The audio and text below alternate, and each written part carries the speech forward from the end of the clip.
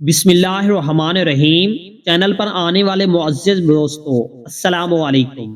ایک بڑھیا فریاد لے کر بادشاہ کے دربار میں آئی اور بولی، حضور آپ کی حکومت میں مجھ غریبوں کو چوروں نے لوٹ لیا، خدارا مجھے انصاف دلائیے۔ میں ایک گٹھڑی میں اپنا سب کچھ باندھے سفر کر رہی تھی، راستہ سنسان تھا، نہ آدم زاد۔ چور آئے اور مجھ سے میری گٹھڑی چھین کر فرار ہو گئے۔ میرا مال مجھے واپس ملنا چاہیے، ورنہ میں قیامت کے دن آپ کا دامن پکڑ کر فریاد کروں گی کہ بادشاہ نے میرے ساتھ انصاف نہیں کیا تھا۔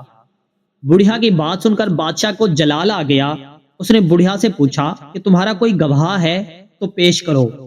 بڑھیا نے کہا، حضور اس سنسان راستے میں اگر کوئی ہوتا تو ضرور میری مدد کو آتا، وہاں کوئی نہیں تھا۔ بادشاہ نے پھر پوچھا کہ وہاں کوئی اور چیز بھی تھی؟ بڑھیا نے کہا، ایک بڑا سا درخت اس جگہ پر تھا جہاں میرے ساتھ یہ واقعہ ہوا۔ بادشاہ نے جلادو کو حکم دیا کہ جاؤ اور اس درخت کو 100 کوڑے مارو اور بلند آواز سے کہو کہ اے درخت، اس بڑھیا کا مال واپس کر دو۔ سارے درباری حیران تھے کہ یہ کیسا حکم ہے، بھلا درخت کہاں سے مال واپس کرے گا؟ جلادو نے وہاں جا کر حکم شاہ کی تعمیل میں درخت کو کوڑے مارنے شروع کر دیے۔ 2-4 روز ہی ہوئے تھے کہ یہ خبر اڑتے اڑتے ان چوروں کے کانوں تک جا پہنچی۔ وہ سوچنے لگے کہ اگر ہم پکڑے گئے تو نہ جانے ہمارا کیا حشر ہوگا۔ پھر رات کے وقت بڑھیا کا سارا مال اکٹھا کیا، ویسے ہی گٹھڑی باندھی اور درخت کے نیچے چھوڑ آئے۔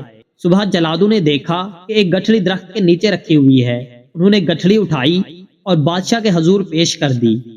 بادشاہ نے بڑھیا کو طلب کیا اور کہا کہ معزز خاتون، اپنا سامان دیکھ لو، کوئی چیز کم تو نہیں ہے؟ بڑھیا نے سامان دے کر کہا، حضور سارا سامان موجود ہے، کوئی بھی چیز کم نہیں ہے۔ اللہ آپ کی عمر دراز کرے اور آپ کی بادشاہی تک قیامت رہے۔ بادشاہ یہ سن کر مسکرا دیا اور بڑھیا دعائیں دیتی ہوئی وہاں سے رخصت ہو گئی۔